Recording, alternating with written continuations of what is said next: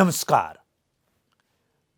मानव बेचबिखन तथा ओसार पसार हाम्रो समाजमा नयाँ अपराध होइन, तर हामी जति यसमा काम गर्दै गएका छौँ यसका आयामहरू भने हामीले नयाँ नयाँ हरेक दिन भेट्टाउँदै गएका छौँ। भन्न खोजेको के भने मानव बेचबिखन तथा ओसार पसार यौन शोषणका लागि विगतमा हुने गर्थ्यो भने अहिले पनि त्यसको रूप परिवर्तन भएको छैन, तर प्रक्रियाहरू एकदमै परिवर्तन भएका छन्। दलालहरूले, अपराधीहरूले महिला तथा बालबालिकाहरूलाई विभिन्न नाममा स्वदेशभित्र र बाहिर लैजाने र बेचबिखन गर्ने क्रम अहिले पनि जारी छ। पछिल्लो समय चाहिँ हाम्रो अनुसन्धानले के देखाउँछ भने वैदेशिक रोजगारीका नाममा यो बढिरहेको छ। र अर्को कुरा चाहिँ शिक्षाका नाममा, विदेशमा काम गर्न जानुपर्ने बाध्यताका नाममा मानव तस्करी गरेर पनि लगिराखेको घटनाहरू पनि सार्वजनिक भइरहेको छ। र यसमा सरकार कडा पनि हुँदै आएको छ। कानुनबाट, नीतिबाट, दण्ड सजायबाट, भर्खरै पार्लियामेन्ट प्रोटोकललाई नेपाल सरकारले अनुमोदन गरेको छ, त्यसबाट हेर्दा गम्भीरता देखिन्छ। यसै गरी यो क्षेत्रमा काम गर्ने सङ्घ संस्थाहरू हुन्, उनीहरूको पनि दिनरातको मेहनत छ। बोर्डरदेखि लिएर सहरसम्म, गाउँसम्म, विदेशसम्म नेटवर्क बनाएर काम गरिराख्नु भएको छ र यो घटनाहरू न्यूनीकरणमा मेहनत गरिराख्नु भएको छ। भदौ 20 गतेलाई मानव बेचबिखन तथा ओसार पसार विरुद्धको दिवसको रूपमा मनाइरहँदा यसपालि नेपाल सरकारले तीनै तहको सरकारको जिम्मेवारी हो यो भन्ने ठहर गर्दै 3 तहको सरकार मानव बेचबिखन विरुद्धको आधार भन्ने नारा पनि तय गरेको थियो। आजको न्युज ग्रे एनालाइसिस एनजिएमा हामी यसै विषयमा छलफल गर्दैछौँ। बेनुजी, कार्यक्रममा स्वागत छ। धन्यवाद विजयजी। हामीले यहाँ अब भनौँ न महिला तथा बालबालिका बेचबिखन विरुद्ध सहकर्मी समूह एटविनमा लामो समयदेखि काम गरिराख्नु भएको छ। यहाँको व्यक्तिगत अनुभवले पनि र त्यहाँ कामको अनुभवले पनि यो क्षेत्रमा हामीले धेरै कामहरू गरेका छौँ भन्ने कुराहरू देखिन्छ। हामीले मानव बेचबिखन तथा ओसार पसार, असुरक्षित स्थानागमन विरुद्ध चाहिँ काम गरिरहँदाखेरि अहिलेको चरणमा भन्नुपर्दा हामी 30औं वर्ष 35औं वर्ष काम गर्दाखेरि अहिले हामी कुन स्थितिमा छौँ? हामीले मानव बेचबिखन विरुद्ध केही गर्न सक्यौँ अथवा होइन हामी केही गर्न सकेनौँ, अथवा अझै प्रयासहरू हामी गरिरहेका छौँ। यसको लागि अझ थप कार्यक्रमहरू, क्रियाहरू गर्नुपर्ने आवश्यकता छ। एकदम धन्यवाद विजयजी। अब एटविनको सन्दर्भमा हामीले भनौँ न मानव बेचबिखन विरुद्ध सङ्गठित भएर काम गर्न थालेको झन्डै 3 दशक पुग्न लागेको छ र म व्यक्तिगत रूपमा पनि 2 दशक पुग्न लागेको अवस्थामा र अझै पनि त्यति लामो समयसम्म काम गरिरहँदाखेरि पनि अझै पनि हामीले जति मेहनत भनौँ न यसमा जति हामी यसमा दिनरात जुन लागिरहेका छौँ, फेरि पनि यो सोचे जस्तो चाहिँ घटिरहेको अवस्था चाहिँ छैन। चाहे त्यो विभिन्न राज्य होस्, चाहे त्यो सङ्घ संस्था होस्। र यसको एउटा मुख्य कारण चाहिँ यसमा जुन अघि तपाईँले सुरुमा पनि भन्नुभयो, यसको स्वरूप र यसको तरिकाहरूमा परिवर्तन, यसको आयामहरूमा परिवर्तन। र हामी जब यसमा भनौँ न 3 दशक अगाडि काम गरिरहँदाखेरि चेलीबेटी बेचबिखन भनेर मात्र भनिन्थ्यो होइन, त्यो पनि अब यौन कार्यको लागि भनेर भनिन्थ्यो। तर अहिलेको सन्दर्भमा तपाईँले भने अनुसार अहिलेको पिँढी कामको लागि के कोही पनि म बेचबिखनको लागि भनेर कोही पनि गएको चाहिँ होइन कि, तर कामको खोजीमा, चाहे त्यो विदेशमा होस्, चाहे तपाईँको गाउँबाट सहर आउने कुरा होस्, चाहे त्यो अब उच्च शिक्षाको लागि नै जाने किन नहोस्, त्यो जुन यसको स्वरूपहरू परिवर्तन भएर अब यो चेलीबेटी मात्र होइन कि महिलाको बेचबिखन सँगसँगै हामी मानव बेचबिखनकै सन्दर्भमा आइसकेको छौँ। अब यही परिप्रेक्ष्यमा नयाँ यसको स्वरूप अहिले तपाईँको तुरन्त अहिले लेटेस्टकै भनिरहँदाखेरि पनि अघि भन्नुभयो वैदेशिक रोजगारको नाममा, असुरक्षित माइग्रेसन अथवा आप्रवासनको नाममा, र अहिले तुरन्त हामीले भर्खर देखिरहेको कि भिजिट भिसाको नाममा हुने कुरा, किनकि बन्देज लगाएको छ राज्यले घरेलु कामदारको रूपमा। अनि महिलाहरू भनौँ न यसले बढी असर चाहिँ महिलाले पाएको छ, किनकि घरेलु कामदारमा को जान्छ? महिलाहरू जो चाहिँ अलिकति शिक्षामा उहाँको कमी छ, अन्य सिपहरू छैन, उहाँसँग यसो लगानीको लागि त्यस्तो कुनै भनौँ न यो व्यवसाय खोल्नको लागि पनि बिजनेस त्यस्तो छैन, बिजनेस गर्ने पनि उहाँको त्यो छैन। र त्यस्तो नभएको कारणले बढी को पर्छ त महिलाहरू नि पर्छ। अनि जुन महिलाहरू जो उहाँले जानेको घरेलु काम नै हो। र त्यसले गर्दाखेरि हाम्रो राज्यले महिलालाई मात्रै किटान नगरे तापनि त्यसले प्रत्यक्ष रूपमा असर महिलाले नै पार्ने गरेको कारणले अहिले भिजिट भिसाको रूपमा जुन भइरहेको चाहिँ हामीले असुरक्षित स्थानागमन भन्छौँ पनि एउटाको रूप हो। र अस्ति भर्खरको तपाईँले यो हाम्रो अनुसन्धान ब्युरोको प्रवक्ताज्यूले पनि भन्नुभएको विगत 3 दिनमा 100 भन्दा बढी महिलाहरूलाई भिजिट भिसाको नाममा जान लागेकोहरूलाई चाहिँ उहाँहरूले फिर्ता गरेको छ विमानस्थलमा। तर फेरि पनि हाम्रो कन्सर्न एउटा ठिकै छ, उहाँ कतिपय जोखिमपूर्ण उहाँको हिस्ट्री हेर्दाखेरि उहाँहरू वास्तवमा भिजिटको लागि नगएर अन्य नै उहाँको प्रयोजन देखिएको त। तर यसो अन्तर्गतमा फेरि एउटा स्वतन्त्र महिलाहरूको हिलडुलको गर्ने अधिकारमा पनि त्यतिकै फेरि नेगेटिभ आउँछ, किनकि त्यो धेरै मध्ये साँच्चैमै भिजिट गर्ने महिलाहरू पनि परे।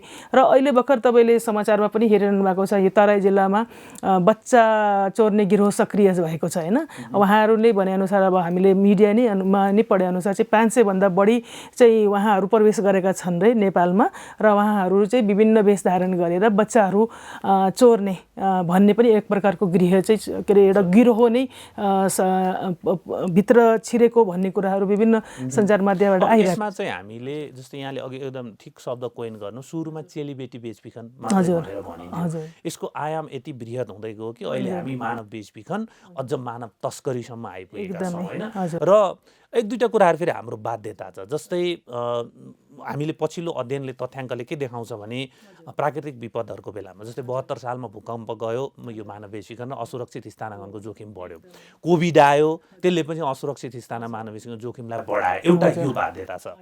अर्को हामीले देखिरहेको बाध्यता के हो भन्दा हामीलाई शिक्षा, स्वास्थ्य, रोजगार जस्तो सामान्य कुराको लागि पनि एक ठाउँबाट अर्को ठाउँ मुभ गर्नुपर्ने आवश्यकता छ। भनेपछि अब हाम्रो चाहिँ यो बाध्यता भयो, तर दलालहरूले चाहिँ यो बाध्यताबाट फाइदा उठाइरहेको एकदमै यहाँहरूले काम गरिरहँदाखेरि आजको मितिमा हामीले 30औं वर्ष, 35औं वर्ष, 40औं वर्ष काम गर्दा के भन्न मिल्दैन भने काम केही पनि भएको छैन भन्न मिल्दैन, काम भइरहेको छ। अघि यहाँले सुरु भन्नु आयाम परिवर्तनको कुरा हामीले गर्यौँ होइन। भन्दा अहिले हामी आइपुग्दाखेरि एउटा ग्राफ बनायौँ भने हामी चेलीबेटी बेचबिखनदेखिको यो मुद्दालाई उठाउन सुरु गरेको कुरा आज वैदेशिक रोजगार र मानव तस्करीसम्म आइपुग्दा सरकारको काम, सिभिल सोसाइटीको काम, व्यक्तिको काम, सङ्घ संस्थाको कामहरूको ग्राफ पोजिटिभ नै देखिन्छ अथवा स्थिति के देखिन्छ? यसले मोटामोटी भन्दाखेरि स्थिति चाहिँ उस्तै चाहिँ देखिन्छ विजयजी होइन। खालि यति फरक मात्र भएको छ कि जुन विभिन्न सचेतनाको कार्यक्रमले गर्दाखेरि रिपोर्टिङ चाहिँ बढी हुन थाल्यो कि अहिले होइन। जस्तो कि अब तपाईँले देख्नुहुन्छ, चाहे त्यो व्यक्तिगत रूपमा उसले फेसबुक मार्फत हो कि युट्युब मार्फत हो कि टिकटक मार्फत गुहार गरेको र त्यहाँ यसरी अल्पत्र परेको घटनाहरू आइरहेको कारण त्यो चाहिँ सचेतनाको चाहिँ प्रभाव हो। किनकि जाने कुरामा कतिपय हामीले चाहिँ हेर्छौँ कि सचेत भएर पनि एउटा मात्रै कारकले मात्रै उहाँले रोक्न चाहिँ सम्भव हुँदैन कि। जस्तो कि कतिपय सचेत भएको पनि गइरहनु भएको बाध्यता जुन भन्छौँ नि, दोहोऱ्याएर जाने बाध्यता छ अघि। किनकि अहिले तपाईँले यो भिजिट भिसाकोमा पनि हेर्नुभयो भने धेरैको चाहिँ राम्रो अवस्था भएको जान खोजेको होइन कि उहाँको बाध्यता छ। र जसले गर्दाखेरि जाने क्रम चाहिँ उहाँ कतिपय सचेत भएर पनि चाहिँ त्यसले चाहिँ भने जस्तो रोकेको त छैन। तर के चाहिँ फरक पर्छ, सचेतन नभएको कारणले यदि म शोषणमा परेँ भने मैले चाहिँ न्याय पाउँछु भन्ने भएको कारणले तपाईँले बेला बेलामा महिलाहरूकै नै गुहारहरू हामीले हेरिरहन्छ नि, भिडियो मार्फत पनि हामी सबैले देखिरहेछौँ। सो उहाँले एटलिस्ट रिपोर्टिङ गर्न थाल्नु भएको छ र सम्बन्धित निकायमा उहाँले यो कुरा चाहिँ पुर्याउन थाल्नु भएको छ। फरक चाहिँ अलिकति त्यति हो। र कोभिडकै अघि तपाईँले कुरा गर्नुभयो, अब मैले भने यो चाहिँ एउटा अन्तर सम्बन्धित विषयवस्तु भएको कारणले चाहिँ अलिकति कोअर्डिनेसनको कमी छ। सबै काम त गरिरहनु भएको छ, तर अझै पनि जुन यो मिलेर काम गर्नुपर्ने, जस्तो कि तपाईँले भन्नु नि कोभिड समयपछि अहिले हामी रोकेर त समाधान मलाई लाग्छ लाग्दैन। अघि तपाईँले तस्करीको पनि नाम लिनुभयो, किनकि मानव बेचबिखन र तस्करी फरक हो र हामीसँग मानव बेचबिखन रोकथामका लागि, नियन्त्रणको लागि धेरै नीतिगत व्यवस्था भए तापनि तस्करीको लागि छैन होइन। सो सबभन्दा पहिला त मानव तस्करी सम्बन्धी कानुनै आउन आवश्यक छ। किनकि जुन हामीले अहिले भयौँ सयौँको सङ्ख्यामा 3 दिनमै भिजिट भिसामा महिलाहरू फर्काइए होइन। अब त्यसमा विभिन्न मैले भनेको जस्तो कि अब के भन्छ त्यो गहुँ पिण्ड घुन पनि पिनिन्छ त कतिपय महिलाहरूको चाहिँ मोबिलिटीको राइट जो साँच्चैमा जेन्युन उद्देश्यको लागि उहाँहरू जाँदै हुनुहुन्छ उहाँहरूको अधिकारको कुरा पनि भयो र त्यो कुरामा तर जो तस्करहरू हैन तस्करहरूले समात्न राज्य कति सफल हुन्छ भन्ने कुरा त्यो यक्ष प्रश्नको कुरा हो कि अब उहाँले समातियो भने सबै बेचबिखन नहुन सक्ला तर तस्करीको कुरा पनि त कति छ तर त्यो सम्बन्धित सम्बोधन गर्ने हाम्रोमा त अहिलेसम्म कानुन आइसकेको अवस्था नभएको कारणले चाहिँ कसरी उहाँले कारबाही गर्छौँ किनकि फर्काउने त एउटा प्रारम्भिक आवश्यकता होला उहाँलाई एउटा जोखिममा पर्नका लागि तर पछि जबसम्म हामीले जुन अपराधीहरूले जसले पठाउने काम गरिरहेको छ उसलाई नै हामीले कारबाही गरेनौँ भने यो त उहाँले त अब सही होइन हजारै पठाउनुहुन्छ नि त। अब यसो हुँदाखेरि दुई तीनटा कुरा गरौँ। जस्तै पहिलो कुरा के गरौँ भन्दाखेरि चाहिँ हामीले मानव बेचबिखन अथवा यो क्षेत्रमा लगातार काम गरिरहँदाखेरि चाहिँ कुन चरणमा सम्बोधन आवश्यक बढी देखिन्छ? जस्तै सुरुवाती सचेतनाकै कामहरू अझै धेरै गर्न आवश्यक छ भन्ने नै ठम्याइ हो तपाईँहरूको, अथवा होइन हामीले एक खालको अवेरनेस त छ तर पनि घटना भइरहेकोले न्याय प्रदान गर्ने कुरामा चाहिँ अलिकति गम्भीर हुनु छ राज्य संयन्त्र भन्ने कुरा हो, अथवा होइन हामीले पहिचान पनि गर्छौँ थाहा पनि पाउँछौँ उहाँहरू मार्फत पनि हामीलाई सूचना आउँछ उहाँहरूलाई फिर्ता ल्याउनको लागि हामीलाई समस्या परेको छ भन्न त्यो कुरालाई सम्बोधन गर्नुपर्ने हो कि अथवा होइन सबै चिजको जड चाहिँ फेरि पनि त्यही सामान्य रोजगारीकै लागि मुभमेन्ट देशभित्र बाहिर भएको हुनाले त्यही सम्बोधन गर्यो भने चाहिँ यो कुरा आफै घट्छ भन्ने कुन चरणमा छौँ हामी अहिले कुरा गर्दा? यसमा त सबभन्दा पहिला त रोकथाम र प्रिभेन्सन नै प्रमुख हो किनकि त्यो उद्धार गर्नेसम्म अवस्थै नआओस् भन्छौँ कि हामीले होइन। उद्धार गर्न रोकथाम र प्रिभेन्सन भनेको इलिगल मुभमेन्टलाई रोकथाम होइन समग्रमा किनकि त्यो व्यक्ति किन इलिगल मुभमेन्ट गर्नका लागि बाध्य छ किन ऊ चाहिँ कुनै दलालको सानो एउटा प्रलोभनमा पर्नका लागि सहज रूपमा परेको छ त्यसको आर्थिक कारण हो कि त्यसको लैङ्गिक कारण हो कि उसको सामाजिक जस्तो कि हिंसा विविध कारण हो कि उसको रोजगारीको कुरा हो कि ऊ कुनै विपदमा परेको जस्तो अहिले हामी कोभिडकै कुरा लियौँ होइन अनौपचारिक क्षेत्रका यसले निजी क्षेत्रले यसले धेरै मार परेको छ र निजी क्षेत्र भनेको अनौपचारिक क्षेत्र रूपमा काम गरेको कामदारहरूको धेरैको कि त रोजगारी नै गुमेको अवस्था कि त उहाँले जुन पहिले खाइ पाइरहेको कुराबाट जो चाहिँ उहाँको जीवन निर्वाहलाई पनि हम्मे हुने कुर्ने अवस्था चाहिँ रहेको छ र त्यो विषयमा जस्तो कि मानौ न त्यो रोजगारी त्यस्ता वर्गहरूले स्थानीय अघि तपाईँले भन्नु नि 3 तहकै सरकार जिम्मेवार चाहिँ लाग्नुपर्ने अवस्था छ जस्तो कि स्थानीय तहले नै स्थानीय तहमै उहाँले रोजगारीको सिपको शिक्षाको कुरा अवसर दियो भने त ऊ त यहाँ अल्झिन्छ नि त ऊ भनौँ अल्झिन्छ मिन्स भनेको एउटा युथलाई एक स्टेपमा हामीले रोक्न सक्यौँ भने त्यो वातावरण त स्थानीय सरकारले दिनुपर्ने हो कुरा होला सिपको कुरा होला रोजगारीको कुरा होला। अघि मैले तपाईँले अनौपचारिक क्षेत्रको कुरा जस्तै मनोरञ्जन क्षेत्रकै धेरै महिलाहरू उहाँको रोजगारी गुमेको छ किनकि धेरै त्यस्तो मनोरञ्जन क्षेत्रहरू बन्द भएका छन् जसले चाहिँ अब जसरी त्यसो चलाएको छ किनकि निजी क्षेत्रको पनि उहाँहरूले के भन्नुहुन्छ फेरि उहाँसँग पनि हामीले त संवाद गर्छौँ नि उहाँले के भन्नुहुन्छ यो समयमा हामीले जुन भएको जुन समस्या छ त्यसले पनि राज्यले सम्बोधन गर्नुपर्ने हामी पनि सर्भाइभ गर्नु पर्यो हामी पनि बाँच्नु पर्यो भन्ने कुरा उहाँले एउटा उहाँको कुरा आवाज चाहिँ आएको थियो भने राज्यले केही त्यस्तो सहुलियतहरू दिनु पर्यो भन्ने कुरा आएको थियो भने हामी नै बाँच्दैनौँ भने हामीले हाम्रो कामदारले कसरी जगाउँछौँ? कामहरू कतापट्टि बढी फोकस हामी सचेतनामा बढी फोकस छौँ कि अथवा होइन फिर्तीमा लाग्नु परेको कि अथवा होइन न्याय चाहिँ दिलाउनु पर्यो किनभने एकचोटि बेचबिखन अथवा कुनै पनि हिसाबले हिंसामा परिसकेपछि उहाँलाई न्याय चाहियो भन्ने अथवा होइन उहाँहरूको लङ टर्म सर्भाइभर बाँच्नको लागि उनीहरूलाई जे आधारहरू चाहिन्छ त्यसमा लाग्नु पर्यो? एकदम सुरुमा मैले भने त्यस्तो जोखिममा रहेको व्यक्ति र समूहको पहिचान गरेर उहाँलाई त्यो जोखिम न्यूनीकरणका उपायहरू रोजगारी स्वरोजगार उहाँले जागिरको व्यवस्था होला सिपको कुरा होला त्यो गर्नु पर्यो र अलिकति हाम्रो त्यसमा चाहिँ स्थानीयदेखि राष्ट्रिय तहको नीतिमा परिवर्तन मैले थोरै चाहिँ एउटा उदाहरण अस्ति भर्खर मैले एउटा सुनेको म आफै पनि हामी धेरै अनौपचारिक क्षेत्रका महिला विशेष गरी मनोरञ्जन क्षेत्रका महिलासँग काम गर्छौँ र उहाँको समस्याहरू सुन्छौँ उहाँहरूले नियुक्ति पत्र छैन न्यूनतम ज्याला छैन जसले गर्दाखेरि त्यो पनि समयमा पाउनुहुन्न र विभिन्न चाहिँ ग्राहक अथवा अन्य कहिले कहिले ओनरबाट हुने हिंसाको कुराहरू उहाँले गर्नुहुन्छ। आखिर हामी यहाँ पनि दुःख पाउँछौँ यहाँ हामी 10,000 पनि पाउँदैन भने बाहिर गएर हामी 1 लाख पाउँछ भने किन यहाँ पनि दुःखै हो त्यहाँ पनि दुःख हो भन्ने कुरा हिसाबले उहाँको एउटा कुराहरू आउँछ। र अनौपचारिक क्षेत्रको कुरा गर्दाखेरि मैले रिसेन्टली एकजना प्रोफेसनल महिलासँग मेरो भेट हुने क्रममा उहाँ चाहिँ एउटा मेडिकल विज्ञ हुनुहुन्छ होइन महिला हुनुहुन्छ र उहाँको दुःख समस्या पनि त्यतिकै रहेछ कि अब जस्तो कि उहाँले एउटा महिला भनौँ न एउटा चिकित्सा क्षेत्रमा लागेको महिलाले आफू निजी रूपमा कुनै क्लिनिक सञ्चालन गर्छु भने पनि उहाँले वर्षौँदेखि भएको समस्या कि एउटा राज्यको सम्बन्धित निकायले आएर मोनिटरिङ नगर्दाखेरि उहाँले पाउने लोनको कुराहरू अड्किरहेको कुरा भन्दा म चाहिँ भने एउटा मेडिकल डक्टरले त यसो समस्या भोग्छ भने हामी अनौपचारिक क्षेत्रका महिलाहरू कस्तो होला भन्न खोजेको मैले मैले कम्पेयर चाहिँ तुलना गर्न खोजेको कि अनौपचारिक क्षेत्रका महिला त्यसो भए कति जोखिममा जसकोसँग सिप छैन, पुँजी छैन, लगानी छैन, ऊ कसरी गर्छ भन्ने कुरा। सो मुख्य कुरा त रोकथामको कुरा हो। स्थानीय निकायमा त्यसले महत्त्वपूर्ण भूमिका निर्वाह गर्नुपर्छ। तर हाम्रो फेरि के समस्या देख्छ त्यस्तो फेरि अवसर र स्रोतहरू फेरि पाउँछुवाला र हुने खानेवालाको मात्रै हुन्छ। हो, त्यो कुरा ठ्याक्क गर्दाखेरि चाहिँ यहाँले अघि पनि भन्नु 3 तहको सरकारले काम गर्नुपर्ने यसपालिको नाराको पनि हामीले कुरा गर्यौं। यहाँहरू पनि लागिरह अहिले यो भनौँ न नागरिक समाजको तर्फबाट भइरहेको अभियान अथवा कामहरू, सरकारको तर्फबाट भइरहेको अभियान अथवा कामहरू फोकस्ड कतापट्टि छ? अब यस्तो कसरी फोकस छ भन्दाखेरि अब हाम्रो संघीयतामा गइसकेपछि यो वास्तवमा चुनौतीपूर्ण अवस्था छ। तपाईँको यो प्रश्न पनि एकदम महत्त्वपूर्ण हो। स्थानीय सरकार हाम्रो अब एक कार्यकाल त उहाँले सकाएर दोस्रो कार्यकालमा प्रवेश गर्नुभएको छ र पहिलो कार्यकाल उहाँको डोजरमा र सडकमै नै गयो। हेर्नुहोस् होइन, मानवमा लगानी गर्नुपर्छ भन्ने कुरा उहाँले अब त्यो धेरै कुरा सबैले बुझेकै कुरा हो होइन, सडक र डोजरमै अथवा पूर्वाधारमै उहाँको गयो। तर त्यो पनि फेरि महत्त्वपूर्ण होइन भन्न खोजेको होइन। तर त्यो प्रयोग गर्ने व्यक्ति सँगसँगै मानवीय स्रोतमा पनि त्यतिकै मानवमा पनि त लगानी गर्नु आवश्यक छ भन्ने कुराहरू पहिलो कार्यकालको चाहिँ स्थानीय निकायले चाहिँ त्यसले त्यो महसुस भनौँ न अथवा त्यसले आत्मसात प्राथमिकतामै परेन।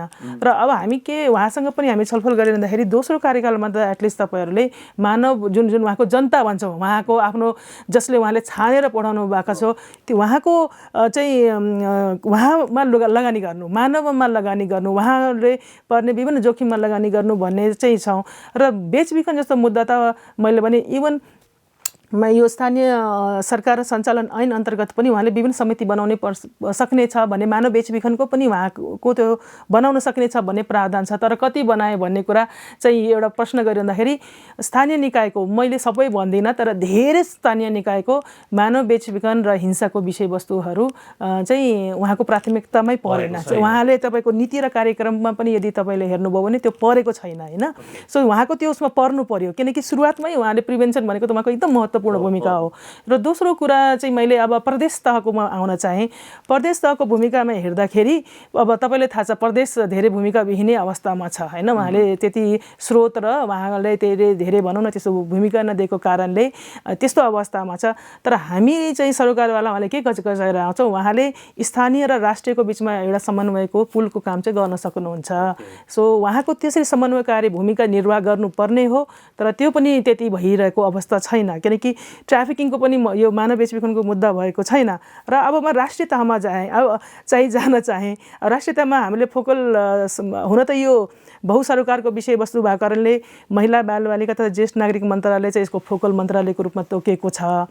तर अन्य सरकारवाला जस्तो गृह, तपाईँको अर्थ, यो परराष्ट्र लगायतको अन्य पनि उहाँहरूको शिक्षा लगायतको स्वास्थ्य सबै मन्त्रालय चाहिँ सम्बन्धित सरकारवाला चाहिँ रहेका छन्। र अहिले तपाईँले महिला मन्त्रालयको अवस्था हेर्दाखेरि चाहिँ उहाँहरू झनै चाहिँ अब के भन्नु केही गर्न नसक्ने अवस्थामा आइपुग्नु भएको छ। त्यो कसरी भन्न खोजेको पहिला जुन महिला मन्त्रालयको एउटा हातहरूको रूपमा महिला तथा महिला बालबालिका विकास कार्यालयहरू हुनुहुन्थ्यो, त्यो नै जब चाहिँ भनौँ न त्यसले नै एउटा खारिज गरेको भने अब मन्त्रालय चाहिँ खाली मात्रै भनौँ न हामीले एउटा टुप्पोमा मात्र बसेको उहाँको बाध्यता किनकि न उहाँले पर्याप्त बजेट छ होइन, न उहाँले पर्याप्त श्रम शक्ति छ र न उहाँले अन्य छ। अब अहिले उहाँको भूमिका चाहिँ कसरी देखिन्छ नीतिगत रूपमा उहाँले नीति निर्माण गरिदिने र अलिकति समन्वयकारी र समन्वयकारी भूमिका निर्वाह गरिदिने। तर मैले भन्छु त्यो एटलिस्ट उहाँले त्यो पनि प्रभावकारी रूपमा निर्वाह गरिदिनु भयो भने त्यो पनि जसको जति के भन्छौँ उहाँको अख्तियारी दिएको छ त्यति पनि उहाँले प्रभावकारी रूपमा चाहिँ निर्वाह गरिदिनु भयो भने के सम्बोधन हुन्छ किन उहाँले प्रदेशहरूले सहजीकरण गरिदिनु भयो भने। तर अर्को चाहिँ यो सँगसँगै जोडिएको चाहिँ हामीले उठाइराखेको चाहिँ राज्य एकातर्फबाट अलिकति कडी कडाउ कडी कडाउ त के भने नीति नियम बनाएर अलिकति रोकथामको हिसाबले काम गरिरहेको हुन्छ। त्योभन्दा अगाडि चाहिँ अपराधहरू दलालहरू हिँडिरहेको हुन्छ होइन। हामीले सामान्य उदाहरणको रूपमा मुभमेन्टलाई नै लिन सक्छौँ होइन। हाम्रो चाहिँ काठमाडौँ एयरपोर्टमा अलिक कडी कडाउ भएपछि दिल्ली प्रयोग भयो, दिल्ली एयरपोर्टमा कडी कडाउ भएपछि अब एयरपोर्टै प्रयोग नगरेर चाहिँ पैदल नाकाबाट चाहिँ बसबाट त्यसरी लाने खालको स्थितिहरू सृजना भइरहेको छ। अब मैले यो कुरा किन जोडेको भने यसमा धेरै जसो चाहिँ अघि यहाँले पनि एउटा उदाहरण दिनुभयो, वैदेशिक रोजगार जोडिन्छ र वैदेशिक रोजगारमा जानु हाम्रो बाध्यता पनि छ। बाध्यताको फाइदा दलालहरूले उठाइरहेको छ। कतिपय व्यक्तिहरू त एकचोटि गएर जोखिममा परेर आएपछि पनि फेरि पनि जान तयार हुन्छ किनकि यहाँ रोजगारी छैन भन्नुहुन्छ होइन। त्यो खालको स्थिति देखिरहँदाखेरि चाहिँ यो वैदेशिक रोजगारभित्रको मानव बेचबिखन तथा ओसार पोसार यसलाई राज्यले कतिको पहिचान गर्न सकेको छ? हो, अब यो हजुरले भन्नुभएको जस्तो पहिचान अलिकति पर्याप्त रूपमा त भन्दिनँ, केही रूपमा चाहिँ पहिचान गरेको छ। त्यो भएको कारणले यो मानव बेचबिखन अनुसन्धान ब्युरो र वैदेशिक रोजगार विभागभित्र MOU पनि भएको हामीले जानकारी पाएको थियौँ। यदि कुनै बेचबिखनको मुद्दाहरू छ भने उहाँले अनुसन्धान ब्युरोमा रेफर गरिदिने भन्ने हिसाबले पनि MOU भएको केही वर्ष अगाडि यो कोभिडको अगाडि चाहिँ उहाँहरूले त्यो पनि एउटा जानकारी थियो। अब त्यो MOU कतिको प्रभावकारी भयो त्यो उहाँहरूले नै भन्नुहुन्छ होइन। र दोस्रो कुरा चाहिँ एटविन लगायत हामीले चाहिँ वैदेशिक रोजगार ऐन संशोधनको कुरा हामीले भइसक्यो, यो 5-6 वर्षै बढी भइसक्यो। हामीले जुन यो मुद्दा उठाइरहेको छौँ वैदेशिक रोजगारले बढी चाहिँ व्यवसायको हितको कुराहरू मात्रै गरेको कारणले त्यसलाई श्रमिक मैत्री कसरी बनाउने र त्यस सँगसँगै मानव बेचबिखन अघि वैदेशिक रोजगारकै नाममा चाहिँ बढी बेचबिखन भइरहेको कारणले मानव बेचबिखन को ऐन र वैदेशिक रोजगार ऐनको बिचमा समन्वय पनि हुन आवश्यक छ। सो त्यसैले गर्दाखेरि अनि तेस्रो कुरा चाहिँ यो जुन पालर्मो प्रोटोकल अनुमोदन भइसकेको अवस्थामा जुन यो मानव बेचबिखन विरुद्धको UN को जुन एउटा आलेख रहेको छ, अब यो हामीले 2020मा नेपाल सरकारले अनुमोदन गरिसकेको कारणले त्यसमा विभिन्न सम्बन्धित जस्तो कि तपाईँको अध्यागमन लगायतको वैदेशिक रोजगार मानव बेचबिखनको त भइहाल्यो भने कानुनमा संशोधनहरू हुन आवश्यक छ त्यसको घरेलुकरणको लागि। सो त्यसले गर्दाखेरि वैदेशिक रोजगारले कसरी सम्बोधन भन्नुभएको छ, जबसम्म नीतिमा पनि यसले हामीले ऐन नीति र नियमावलीमा राख्दैनौँ तबसम्म यसले सम्बोधन गर्न चाहिँ अलिकति गाह्रो छ। अब यहाँले यो पालर्मो प्रोटोकलको कुरा गरिहाल्नुभयो होइन। 2000 को त्यो प्रोटोकल हो, झन्डै 20औं वर्ष यहाँ को मेहनत पनि छ त्यसमा र नेपाल सरकारले गर्यो 2020 अनुमोदन गर्यो। त्यो हाम्रो यो मानव बेचबिखन तथा ओसार पोसार असुरक्षित स्थानागमनको रोकथामको लागि त्यो कस्तो खालको संयन्त्र हो, हाम्रो लागि किन महत्त्वपूर्ण छ र अब त्यसलाई साँच्चै कार्यान्वयनमा ल्याउनको लागि चाहिँ के गर्न आवश्यक छ? हजुर, एकदमै महत्त्वपूर्ण यो विषयवस्तु, किनकि पालर्मो प्रोटोकलको लागि नागरिक समाज एटविनको नेतृत्वमा भनौँ न हाम्रो संयोजनकारी भूमिका पनि हामीले गऱ्यौँ र विभिन्न विशेष गरी यो बेचबिखनबाट प्रभावित र नागरिक सरोकारको मात्रै विषयवस्तु छैन, तपाईँको यो हाम्रो प्रहरीबाट पनि जुन यो मानव अनुसन्धान ब्युरोले पनि उहाँले अन्तर्देशीय अनुसन्धान गर्दाखेरि उहाँले पनि यो प्रोटोकल एकदम महत्त्व, किनकि पालर्मो प्रोटोकल भनेको अन्तर्देशीय भनेको क्रस बोर्डरसँग सम्बन्धित भएको कारणले यसले चाहिँ गन्तव्य र के अरे हामीले ट्रान्जिट भन्छौँ र स्रोत देशले तीनटै देशले चाहिँ जिम्मेवार हुनुपर्छ है। खालि पठाउने देश मात्र होइन कि जहाँ चाहिँ पुग्छन् त्यो देश पनि त्यस्ता व्यक्तिहरूप्रति जिम्मेवार हुनुपर्छ, दायित्व निर्वाह गर्नुपर्छ लगायतको जुन भूमिकाहरू चाहिँ भनेको छ। त्यो संयन्त्रको लागि सबभन्दा पहिला त यो जुन मैले भने केहीसँग त्यस पालर्मो प्रोटोकलको लाई चाहिँ घरेलुकरण गर्न आवश्यक छ। त्यो घरेलुकरण गर्नका लागि त्यसको मानव बेचबिखन तथा ओसार पसार ऐन 2064, वैदेशिक रोजगार ऐन, अध्यागमन ऐन, तपाईँको विभिन्न ऐनहरू चाहिँ श्रम ऐन लगायतको विभिन्न ऐनहरू चाहिँ संशोधन हुन चाहिँ आवश्यक छ। भइरहेको छ कि छैन?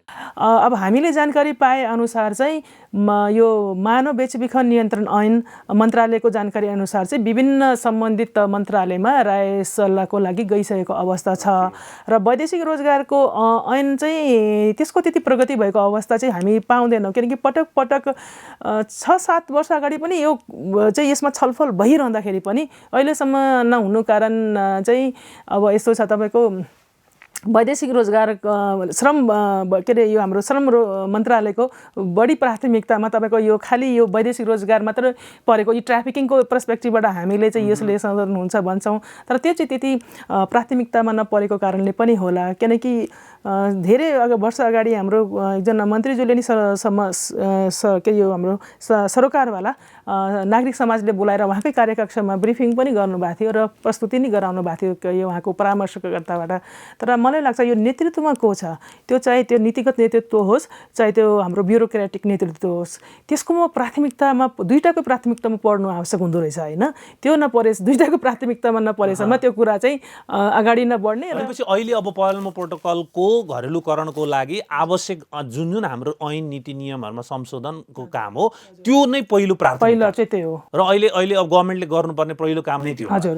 अब यो सँगसँगै जोडिएको चाहिँ हामीले बेला बेलामा छलफल पनि गरिरहेका छौँ वैदेशिक रोजगारको नाममा अथवा अन्य कुनै नाममा विदेशमा चाहिँ रहेको व्यक्तिहरूलाई उद्धार फिर्तीको लागि समस्या छ भनेर सुन्ने समस्या कहाँनिर हो? एकदमै यो समस्या जस्तो कि हामीले भने यो पालर्मो प्रोटोकलकै हजुरले भन्नुभयो पालर्मो प्रोटोकलको एउटा गभर्मेन्ट एजेन्सीको कुरा त भइहाल्यो, तर यसले पालर्मो प्रोटोकलले रोकथामको लागि तपाईँको कानुनले प्रायः के भन्छ अलिकति कानुनी कारबाहीको कुरा गर्छ, तर यो पालर्मो प्रोटोकलले के भन्छ रोकथाममा पनि काम गर्नुपर्छ है र समन्वयकारी एकअर्का समन्वयकारी भूमिका निर्वाह गर्नुपर्छ भनेर रोकथाममा पनि गरेको कारणले पक्कै पनि यसमा चाहिँ नागरिक समाजकै बढी चाहिँ भूमिका महत्त्वपूर्ण हुन्छ रोकथाममा र उहाँले स्थानीय निकायले पनि सहयोग गर्नुहुन्छ यस विषयमा। र कहाँ चाहिँ त्यो चाहिँ समस्या चाहिँ भएको छ भनेर भनिरहँदाखेरि अब यो सबै कुरा एउटा त फेरि जानकारी पनि गराउनु पर्यो कि विजयजी, जस्तो कि सम्बन्धित सरोकारवाले पालर्मो प्रोटोकलमा यो छ भन्ने कुराहरू पनि एउटा के भन्छ हामीले सचेतीकरण होइन अथवा सेन्सिटाइजेसन गर्न पनि जरुरी छ। नागरिकको स्तरमा मात्रै होइन कि पालिका स्तरमा जनप्रतिनिधि राजनीतिक दलहरूको स्तरमा अथवा एडमिन जस्तो अलायन्सभित्र बसेर काम गर्ने संस्थाहरूको सबैलाई यसमा सचेतीकरणको आवश्यकता। एकदमै। अनि हजुरले जहाँ चाहिँ उद्धार र फिर्तीको कुरा गर्नुभयो, अब हामीले थाहा छ अब एटविनकै इतिहासलाई हेर्दाखेरि 1996 जुन ठुलो सङ्ख्यामा भारतबाट उद्धार भएको अवस्था थियो होइन, त्यसमा 128 कतिजना चाहिँ 2टा प्लेन चार्टेड गरेरै ल्याएको अवस्थादेखि लिएर अब 3 दशक पुगिराख्दाखेरि पनि हामीसँग स्पेसिफिक त्यस्तो अहिले पनि जसले रेस्क्यु गर्नुहुन्छ सीमित सङ्घ संस्था मात्रै हुनुहुन्छ जसले चाहिँ विदेशबाट रेस्क्यु गर्न किनकि त्यो यति धेरै झन्झटिलो छ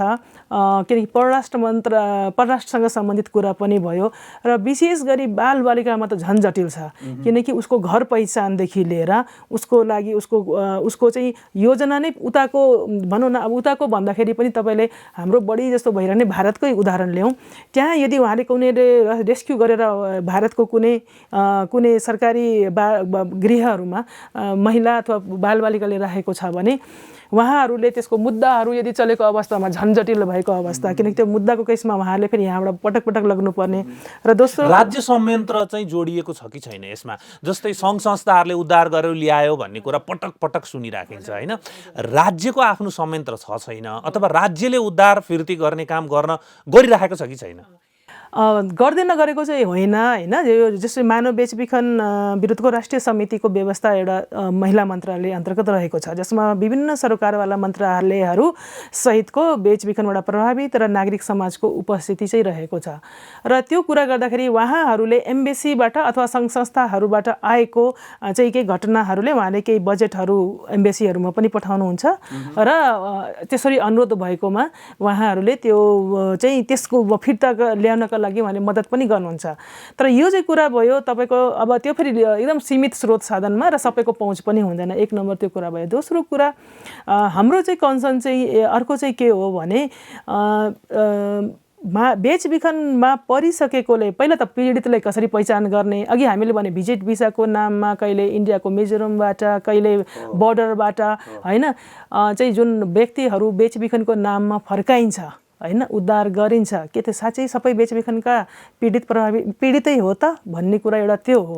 सो त्यो प्रश्नले के चाहिँ भन्छ हामीले पीडित कसरी पहिचान गर्छौँ भन्ने कुरा त्यो कुनै एउटा चाहिँ डकुमेन्ट अथवा नीतिगत कुराहरू हामी कहाँ चाहिँ त्यस्तो देखेर पाएन किनकि हामीले एटविनले एउटा मानव बेचबिखनबाट पीडित र पहिचान सम्बन्धी भिक्टिम आइडेन्टिफिकेसन सम्बन्धी अनुसन्धान पनि रिसेन्टली गरेको थियो। त्यसले के देखाएको छ भने चाहे सरकारी निकाय होस् गैर सरकारीको निकाय होस् उहाँले कुन के आधारमा चाहिँ यो फलाना व्यक्ति चाहिँ बेचबिखनमा प्रभावित हो अथवा यो तस्करीको शिकार हो अथवा यो शोषणको मात्रै शिकार हो अथवा यो श्रम शोषणको मात्रै शिकार हो भन्ने त्यस्तो इन्डिकेटर पाएको अवस्था पाइएन होइन।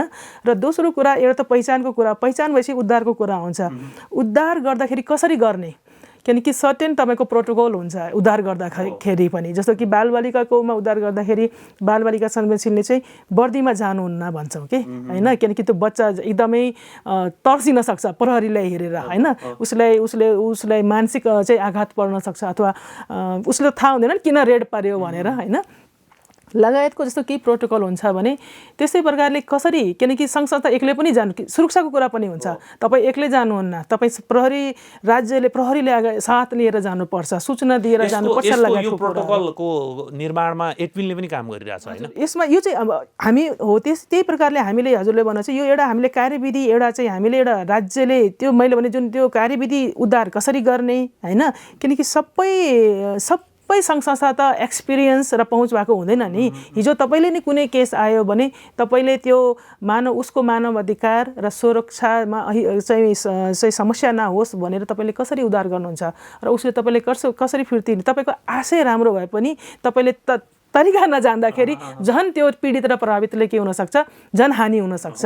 सो त्यो कुराहरूले त्यसो कार्यविधिले निर्देश गर्नुपर्छ। र दोस्रो कुरा कार्यविधिले के निर्देश गर्नुपर्छ, कसरी छिटो छरितो चाहिँ ल्याउने के होइन, किनकि कहिले कहिले ट्राफिकको अवस्थामा पीडित यसरी अवस्थामा हुन्छ कि यदि तपाईँले तुरन्त एक्सन लिनु भएन भने ऊ अर्को ठाउँमा बेचबिखन अथवा यस्तो ठाउँमा उसले सारिएको अवस्था हुन्छ कि तपाईँले फेरि त्यो ठाउँ पत्ता लगाउन सक्नुहुन्न। यस्तो घटना पनि नभएको होइन, भएको पनि छैन, समयमा उद्धार नगर्दाखेरि त्यो व्यक्ति चाहिँ अर्को ठाउँमा ओसारपसार भइसकेको अवस्था अथवा फेरि उसले भगाइसकेको अवस्था।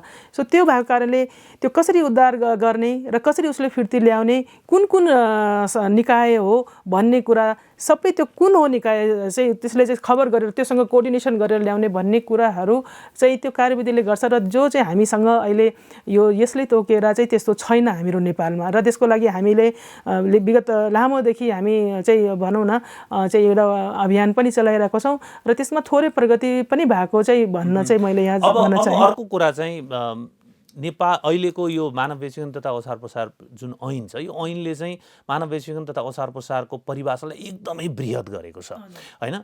तर अझै पनि समाजमा होस् अथवा चाहिँ राज्य संयन्त्रमा होस् यो मानव बेचबिखन तथा ओसार पसार भन्ने बित्तिकै चाहिँ सेक्सुअल भाइलेन्स नै भयो, यसमा चाहिँ यो बेचिएकै हो, यो भनौँ न ब्रथेल्समै पुगेर आएको महिला हो अथवा पुरुष हो अथवा बालबालिका हो भन्ने खालको एउटा दृष्टिकोण देखिन्छ, जबकि ऐनले एकदम ठुलो बृहत पर्यो। यसलाई चिर्न कसरी सकिन्छ, जसले गर्दाखेरि यो प्रश्न किन गरेको भने चाहिँ परिवारमा पुनर्मिलनको लागि, समाजमा पुनर्मिलनको लागि चाहिँ यो कुरा नबुझिदिँदा अप्ठ्यारो भइरहेछ। हो, एकदमै तपाईँले भन्नुभयो, किनकि त्यो भएको कारणले पनि धेरै प्रहरी अथवा हाम्रो अनुसन्धान ब्युरोले समस्या आउने रिपोर्टिङ गर्दैनन् भन्ने उहाँको कुरा छ कि। अब हुन त हामीले भन्छौँ अब उहाँले रिपोर्ट कानुनी प्रक्रियामा आइदिनुहुन्न भन्ने हुन्छ कि, तर कुनै पीडित प्रभावित अब हाम्रो मान्यता पनि हो सबै त्यस्तो अपराधको रिपोर्टिङ के अरे कानुनी प्रक्रियामा घेरामा आउनुपर्छ। तर मुख्य कुरा चाहिँ त्यही हो कि हाम्रो कानुनले, हाम्रो संयन्त्रले, हाम्रो राज्यले त्यस यदि ऊ कानुनी प्रक्रियामा आउँछ भने उसको संरक्षणको ग्यारेन्टी लिन्छ कि लिँदैन अहिले होइन, उसको गोपनीयताको ग्यारेन्टी लिन्छ कि लिँदैन, उसबाट त्यो समस्याबाट आइपर्ने उसलाई अन्य चुनौतीहरूको चाहिँ उसलाई कसरी त्यो गर्छ भन्ने कुरा। अहिले नि तपाईँले हेर्नु न यौन हिंसाको, बालबालिकाको माथि यौन हिंसाको जुन विभिन्न एउटा सिरिजकै रूपमा घटना आइरहेको छ होइन, किनकि बालिका भनेको चाहे सहमतिमा होस् र उसको सहमतिमै उसकै करले पनि किन नहोस्, एउटा वयस्कले कुनै के अरे बालिकासँग जो कि हाम्रो कानुनमा 18 वर्षको मुनि चाहिँ भन्छौँ, त्यो चाहिँ भनेको सरासर बलात्कारै हो, उसको सहमतिको कुनै अर्थ रहँदैन भन्दा पनि त्यत्रो सेलिब्रिटीबाट नि त्यसो हुने भनेपछि अझै पनि एउटा हामीले यति भनौँ न एउटा सो कल्ड भन्छु मैले होइन, के भन्छौँ यो सो कल्ड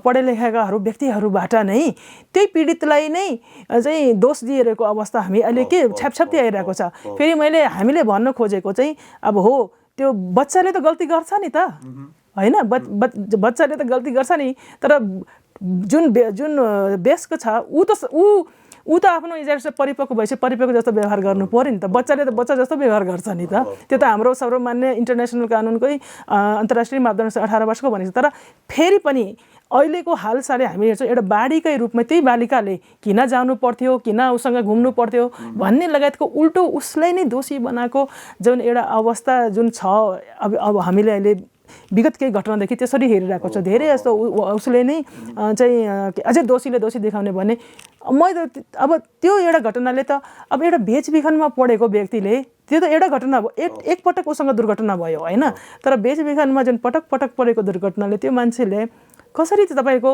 समाज आफ्नै परिवारले संरक्षण गर्दैन कि। तपाईँले हामीले दुई दिन अगाडि मात्रै बेचबिखनबाट पीडित प्रभावित जहाँ चाहिँ 26, 27, 28 वर्षमा उद्धार भएकादेखि हालसालै 1 वर्षदेखि पनि उद्धार भएको दिदीबहिनीसँग कुरा गर्दाखेरि उहाँको आफ्नै परिवारले स्वीकार नगरेको, अब समाज र अर्कोको त कुरा आफ्नै बाबुआमाले स्वीकार नगरेको चाहिँ छ भने, र हामीले चाहिँ कसरी अपेक्षा गर्छौँ कि उहाँहरू चाहिँ एकदमै कानुन न्यायमा बोल्ड, किनकि यहाँ आएको जुन बोल्ड भएर अथवा म चुनौती लिएर आएको जुन चाहिँ प्रहरीमा दर्ता भएको केसको त यहाँ हकीकत हामी हेरिरहेको छौँ नि होइन, जुन प्रकारको तपाईँको आइरहेको छ भने त्यो वातावरण हामीले चाहिँ कसरी कानुनमा न्यायमा पुर्याउनको लागि त्यो पीडित प्रभावित मात्र वातावरण कसरी दिन्छौँ। फेरि पनि मेरो पर्सनल पनि चाहिँ मान्यता के हो, दोषी चाहिँ के अरे निरपराधीले चाहिँ कारबाही हुनुहुन्न, चाहे त जोसुकै होस्, महिला होस् पुरुष होस्, र यदि कोही अपराधी छ त्यो महिला र पुरुष होस्, अपराधी छ भने उसले कारबाही हुनै पर्छ। अब योसँग जोडिएपछि चाहिँ अर्को एउटा मैले तपाईँसँग जान्न, बेचबिखन ओसार पोसार भन्ने बित्तिकै क्रस बोर्डर भनेको देशभन्दा बाहिर लगेको कुरा मात्रै गरिन्छ। यहाँहरूको अनुसन्धानले के देखाउँछ, हाम्रो आन्तरिक बेचबिखन ओसार पोसारको समस्या छ कि छैन? हजुर, एकदमै यो पनि एकदम हजुरको यो प्रश्न महत्त्वपूर्ण छ। र वैदेशिक हामीले जुन पछिल्लो समयमा सीमा पारीका बेचबिखनकै बढी चर्चा गरिरहेको, र प्रायः जसो सङ्घ संस्था होस्, चाहे मिडियाको होस्, चाहे सरकारको प्राथमिकतामा पनि क्रस बोर्डरको घटनाहरू बढी प्राथमिकतामा हाइलाइटमा आउने कुराहरू भइरहँदाखेरि, तर हाम्रो जुन आन्तरिक रूपमा हाम्रो नाकमुनि नै भएको बेचबिखनलाई त्यति प्राथमिकता पाएको अवस्था छैन। बेचबिखन चाहिँ छ किनकि एकदम तपाईँको यो मनोरञ्जन क्षेत्रमा लगाउँ हेरौँ हामी होइन, कतिपय हामीले आफ्नै श्रीमानले आफ्नै सासू ससुराले यौन व्यापारको लागि बाध्य गरेको घटनाहरू धेरै हामीले सुनेको छौँ। आफ्नै के भनौँ न बाउले नै आएर त्यो काम गरेको हामीले त्यो प्रत्यक्ष रूपमा उहाँहरूसँग कुरा गरेको छौँ।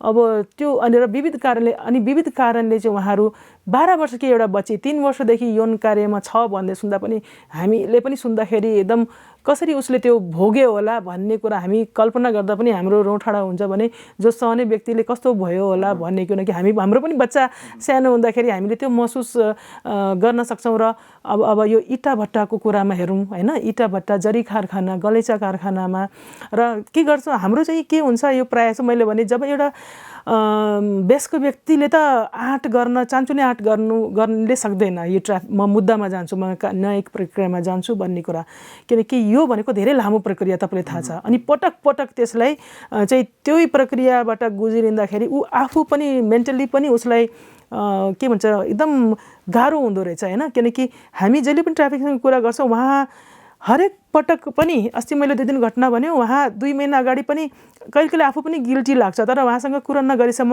उहाँको कुरा नसुनेसम्म त्यो कुरा कसरी हामीले बाहिर ल्याउँछौँ भन्ने कुरा पनि हुन्छ। तर पटक पटक उहाँले चाहिँ तपाईँले के समस्या छ भन्दाखेरि उहाँ चाहिँ अब 2 दिन अगाडि हुँदाखेरि पनि 2 महिना अगाडि हुँदा पनि उहाँ त्यसरी भक्कानिएर कि उहाँले मेन्टली रूपमै काउन्सलरकै अवस्था भएको अवस्था होइन भने त्यो न्यायिक प्रक्रियामा त उहाँले कति पटक त्यसमा गुज्रिनुपर्छ भन्ने हिसाबले मैले भने। सो कसरी हामीले उहाँले त्यसरी वातावरण बनाउँछौँ कि उहाँ चाहिँ सहज रूपमा, मलाई त अझै लाग्छ कि यो आन्तरिक बेचबिखनको कुरा गम्भीर छ। यसमा यहाँहरू त लागिराख्नु भएको छ र सरकार पनि लागेको छ, तर अझै गम्भीरतापूर्वक यसलाई लिएर लाग्न जरुरी देखियो। 2टा कुरा भने मैले के अरे बिरजी, एउटा त जस्तो कि मैले किन ध्यान आकर्षण गर्न चाहेँ, एउटा वयस्कले मुद्दा गर्न त्यति चुनौतीपूर्ण छ भने प्रायः इन्टरनल ट्राफिकिङमा माइनर्सहरू जुन हुन्छ नि बालबालिकाको, उहाँको मुद्दा ट्राफिकिङको भए पनि ट्राफिकिङको नाममा दर्तै हुँदैन, किनकि उनीहरूको अभिभावक को अवस्था न्यून आर्थिक अवस्था हुन्छ, स्टिग्मा यो जुन लान्छनाको कारणले, र कहाँ त्यो बच्चाको मुद्दा लिएर धाइराख्ने, बरु पैसामा मिलो मतमा अन्डरस्ट्यान्डिङ गरिदिने अथवा बाल श्रम भनिदिने अथवा अरू केही भनिदिने होइन, त्यो बेचबिखनको मुद्दा दर्तै नै हुँदैन। सो त्यसले गर्दा ठुलो सङ्ख्या चाहिँ त्यसरी चाहिँ निस्किन्छ। अब अहिले तपाईँले हेर्नुहोस्, अब हामीले भन्छौँ यो चोकमा अहिले काठमाडौँमा भिख माग्ने बालबालिकाहरूको सङ्ख्या बढेको छ होइन। त्यो पनि फेरि आफ्नो अनुसन्धानको विषय हो। त्यो फेरि हेर्दाखेरि पनि भारतीय मूलका जस्ता देख्छन् है, भारतीय पनि हुन सक्छन्, र त्यो बालबालिकाहरू कसरी आए त भन्ने कुरा। सो यो सबै कुराहरूले बालबालिकाको बेचबिखनको मुद्दा त अझै प्राथमिकता पनि हुन परेको छ। अब हामी अन्त्यतिर पनि छौँ, जस्तै अब अहिलेसम्म हेर्दाखेरि के देखिन्छ भने हिस्ट्रीलाई अलिकति केलाउने हो भने मानव बेचबिखनभित्र चाहिँ पहिले आफन्तबाट गाउँमै घरमै गएर फकाउने ओर्ने र त्यसपछि जसरी हुन्छ घरबाट बाहिर निकाल्ने थियो। अब अहिले चाहिँ दलालहरूलाई अथवा अपराधीहरूलाई त्यति मेहनत गरिराख्नु परेको देखिँदैन, गाउँसम्म पुग्नु परेन।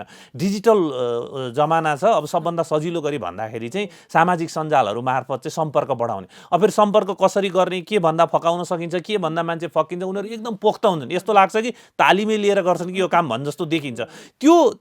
त्यो सामाजिक सञ्जाल नै धेरै ठाउँको अनुसन्धानमा, धेरै ठाउँको छलफलमा के सुनिन्छ भने सामाजिक सञ्जाल बढी प्रयोग भएर मानव बेचबिखन ओसार पसार बढ्यो भन्ने सुनिन्छ।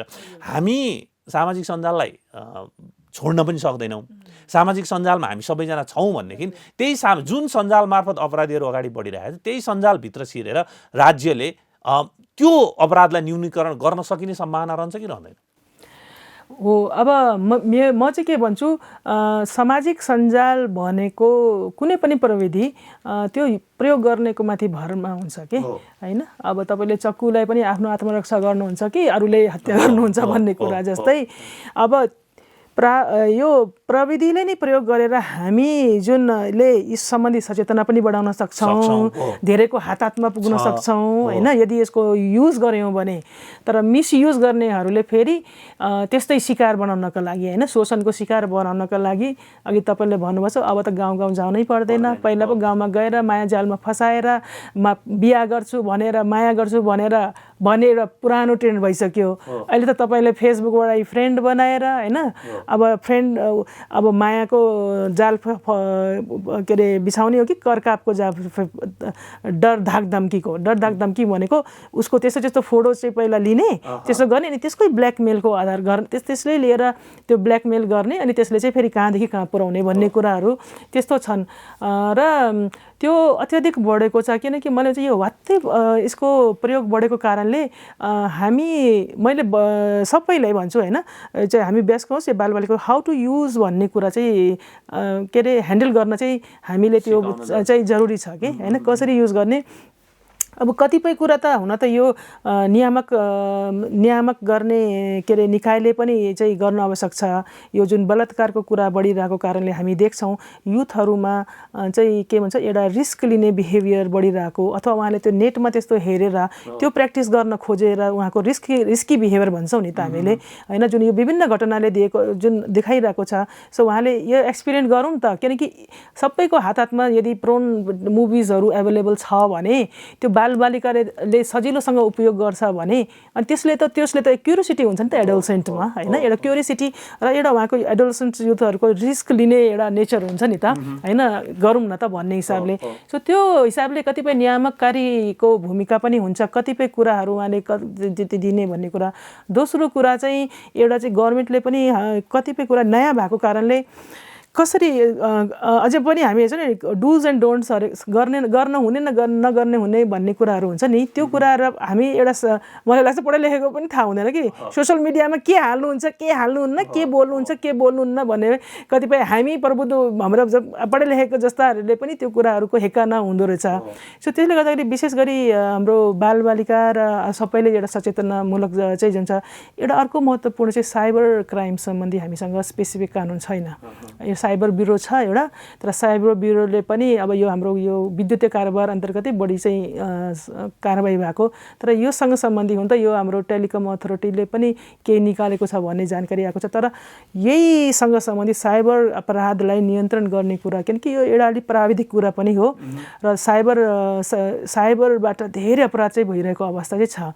र अब हामी अन्त्यमा चाहिँ यो अहिलेको ठ्याक्क यही सिचुएसन हामी कुरा गरिराखेको सिचुएसनमा यहाँहरूले एडमिन जस्तो संस्थाहरूले गरिराखेको फोकस्ड काम के हो यो ह्युमन ट्राफिकिङ अथवा मानव बेचिकन ओसार पसार स्थानलाई रोक्नको लागि र चाहिँ अब हामी स्टेप फरवर्ड के गर्छौँ, के आवश्यक छ, जुन काम गर्न जरुरी छ राज्यबाट भनौँ अथवा चाहिँ यस नागरिक समाज संस्थाबाट? एडमिनले अब मुख्य रूपमा हामीले काम जुन गरिरहेको छ, हामीले पहिला त हामी यो मानव बेचबिखन जस्तो जघन्य अपराधको लागि यो सङ्गठित अपराध हो, जस्तो कि दलालहरू तपाईँको भनौँ न एउटा गाउँदेखि लिएर जिल्ला राष्ट्रिय अन्तर्राष्ट्रियसम्म उहाँहरू सङ्गठित हुनुहुन्छ, उहाँको जालो हुन्छ भने यस विरुद्ध लड्नका लागि पनि हामी पहिला चाहिँ आफू पनि सङ्गठित हुनुपर्छ होइन। त्यो भएको कारणले हामीले यसमा चाहिँ बढीभन्दा बढी सरकारवाला सङ्घ संस्थाहरूले सङ्गठित गर्छौँ होइन। यो चाहिँ एडमिनको एउटा प्रयास जुन चाहिँ राष्ट्रिय स्तरमा होस् या अन्तर्राष्ट्रिय समुदायमा। दोस्रो चाहिँ सङ्गठित गरिसकेपछि अब उहाँहरूलाई उहाँको विषयवस्तु के छ त्यो विषयवस्तुलाई हामीले चाहिँ सङ्कलन गर्ने, परामर्श गर्ने र उहाँहरूको पनि क्षमता अभिवृद्धि गर्ने, ताकि उहाँहरू पनि यो अभियानमा कसरी प्रखर भएर चाहिँ अलिकति प्रभावकारी रूपमा काम गर्न सक्नुहुन्छ। किनकि हरेक सङ्घ संस्थाहरूमा त्यो सङ्घ संस्था पुरानो भए पनि व्यक्तिहरू त नयाँ नयाँ हुन्छन् होइन। सो त्यो भएको कारणले र अन्तर्राष्ट्रिय र राष्ट्रिय तहमै नै आइरहेको परिवर्तन, यो आयामहरूको परिवर्तन, रणनीतिको परिवर्तन, यो ट्रेन्डहरूको परिवर्तनलाई पनि चाहिँ उहाँसँग पनि सूचना लिने र त्यसमा फेरि सम्पूर्ण सरकारवालाले पनि सुसूचित गर्ने र त्यस विषयमा अनि विभिन्न नीतिगत कुरामा चाहिँ हामीले त्यो नीति चाहिँ निर्माण गर्न आवश्यक छ कि संशोधन गर्न आवश्यक छ कि अथवा त्यसको चाहिँ प्रभावकारी कार्यान्वयन गर्न आवश्यक छ, त्यसमा हामीले पनि फेरि सरकारवालासँग चाहिँ उहाँसँग त्यही क्रममा उहाँसँग परामर्श पनि लिन्छौँ। सरकारवाला जुन हामी एउटा सङ्गठित भएर बसिसकेपछि उहाँहरूको राय सल्लाह सुझाव, उहाँको अनुभव, त्यहाँ उहाँको चुनौतीहरूले हामीले एकीकृत गरेर त्यसलाई चाहिँ हामीले विभिन्न नीतिगत रूपमा त्यसले कसरी सम्बोधन गर्न सकिन्छ भन्ने हिसाबले त्यसलाई हामीले एक ठाउँमा त्यो लिएर निरन्तर रूपमा हामी लिएर त्यसलाई चाहिँ हामीले जो नीतिगत वकालत गर्छौँ त्यो चाहिँ हाम्रो मुख्य काम छ। र अर्को मुख्य काम चाहिँ योसँग सम्बन्धित विषयवस्तुहरूलाई हामीले सरकारवालाले जानकारी होस् भनेर एउटा स्रोत केन्द्रको रूपमा पनि एडमिनले चाहिँ विकास गर्दै गइरहेको छौँ, ताकि सरकारवालाले त्यो बढीभन्दा बढी सूचनाबाट अपडेट भइरहोस् होइन। किनकि यो ट्राफिकिङ भनेको यस्तो कुरा छ कि म पनि 1-2 महिना यदि मैले यस विषयमा अध्ययन गरेन अथवा यसमा त्यो गरेन भने यो नयाँ नयाँ कुरा आइसकेको हुन्छ कि यति धेरै यसको भनौँ डाइमेन्सन यति चेन्जिङ हुन्छ। सो त्यस विषयमा सरकारवालाले पनि चाहिँ सुसूचित गरिराख्ने भन्ने कुरा यो चाहिँ एडमिन। अब अन्त्यमा गभर्नमेन्टको कुरा गर्दै थिएँ, गभर्नमेन्टले अब आगामी वे फरवर्ड हामी कसरी अब राज्यको कुरा गर्दाखेरि मैले भने एटलिस्ट अब 3 तहको त आफ्नो मैले भने यो के अरे स्थानीय सरकारले चाहिँ प्रिभेन्सन र संरक्षणमा महत्त्वपूर्ण भूमिका र यसको लागि एडमिनले एउटा हामीले नमुना कार्यविधि पनि बनाएको छौँ, ताकि गर भनेर मात्र होइन कि कसरी गर्ने भन्ने कुरामा पनि हामीले सहयोग गर्नुपर्छ भन्ने मान्यताले उहाँहरूले आजकल हामीले एउटा नमुना के अरे यो स्थानीय निकायको लागि नमुना कार्यविधि पनि बनाएको छौँ र त्यसमा बढी भूमिका उहाँले चाहिँ यो सचेतनामूलक र रोकथामको काम र पीडित प्रभावित जो चाहिँ पहिला समुदायमै हुन्छन् उहाँको संरक्षणको काममा उहाँको महत्त्वपूर्ण भूमिका खेल्न सक्नुहुन्छ र प्रदेशले समन्वयात्मक भूमिका चाहिँ निर्वाह गर्दा चाहिँ राम्रो हुन्छ। र तेस्रो हामीले सङ्घीय सरकार अथवा राष्ट्रिय सरकारले के भन्न चाहन्छौँ, कतिपय कुराहरू के अरे एकदम प्राथमिकतामा अब उहाँको त समग्रमा नीतिगत र समन्वयकारी भूमिका त छँदैछ, तर 2-3टा बुदामा भन्दाखेरि सबभन्दा पहिला यो पालनमा प्रोटोकल र सङ्घीयता अनुसार चाहिँ मानव बेचबिखन विरुद्धको ऐन चाहिँ पीडित प्रभावित मैत्री दृष्टिकोणबाट संशोधन गर्न आवश्यक छ। र दोस्रो चाहिँ यो हाम्रो राष्ट्रिय मानव बेचबिखन विरुद्धको राष्ट्रिय कार्ययोजना 2078मा यो चाहिँ सकिसकेको 10 वर्ष योजना थियो, सकिसकेको अवस्थामा हामी 79मा आइसकेको छौँ। त्यो राष्ट्रिय कार्ययोजनामा चाहिँ को निर्माणको एउटा आवश्यक छ। तेस्रो चाहिँ हामीसँग 2000 मानव बेचबिखन भन्दाको जुन राष्ट्रिय नीति जुन हाम्रो वैदेशिक नीति छ, हाम्रो बालबालिका सम्बन्धी नीति छ, तर हामीसँग मानव बेचबिखनको नीति 2052को मात्रै छ, जो चाहिँ 3 वर्ष भइसकेको होइन। त्यो पनि अब वेश्यावृत्तिको लागि र चेलीबेटी भनेर छ कि। सो त्यो पनि नयाँ नीति चाहिँ हाम्रो राज्यको के हुन्छ, किनकि संहितामा झन् महत्त्वपूर्ण छ, त्यसले अरूले पनि निर्देशित गर्ने काम गर्ने भएको कारणले त्यो चाहिँ मानव बेचबिखन विरुद्धको नयाँ राष्ट्रिय नीतिको को निर्माण गर्न पनि अत्यन्त आवश्यक भइसकेको छ। र अर्को यो जुन उद्धार र फिर्ती सम्बन्धी पनि कार्यविधि ल्याउन पनि आवश्यक चाहिँ छ। भने मैले केही र यो पालनमा प्रोटोकलको घरेलुकरणको लागि पनि आवश्यक छ। यति मैले के बुदामा भने र यति सबै भनिरहँदाखेरि यो सबैमा फेरि यो नीति र कानुन आउन मात्रै ठुलो कुरा होइन कि यो कस्तो आउँछ भन्ने पनि महत्त्वपूर्ण भएको कारणले होइन, कार्यान्वयनको कुरा पनि भएको कारणले सरकारवालाको यो नीतिहरू निर्माण गरिरहँदाखेरि सरकारवालाको चाहिँ अर्थपूर्ण सहभागिता होइन कति हुन्छ र त्यसले गर्दाखेरि त्यो कस्तो आउँछ भन्नेमा डिपेन्ड हुन्छ। सो त्यो पनि एकदम महत्त्वपूर्ण चाहिँ रहन्छ भन्न चाहन्छु। हस् बेनुजी, समय दिनुभयो, यहाँलाई एकदमै धेरै धन्यवाद। हजुरले पनि यो मानव बेचबिखन जस्तो विषयवस्तुलाई होइन महत्त्वका साथमा आज के कतिपय कुरा राखिदिनु भएकोमा, किनकि मैले भन्छु जहिले पनि यो के अरे रोकथाम, संरक्षण र इभन चाहिँ कानुनी कारबाहीमा पनि तिनटै पाटोमा हामी 3 Ps भन्छौँ होइन, तिनटैमै सञ्चारको पनि एकदमै महत्त्वपूर्ण भूमिका भएको कारणले सञ्चार हाम्रो यो हाम्रो न्युज गृहले जुन यो मुद्दालाई प्राथमिकतामा राखेर आजको विषयवस्तु राखिदिनु भएको र केही कुरा राख्न मौका दिनुभएकोमा पनि म व्यक्तिगत र संस्थागत रूपमा धेरै धेरै धन्यवाद दिन चाहन्छु। हस्, धन्यवाद।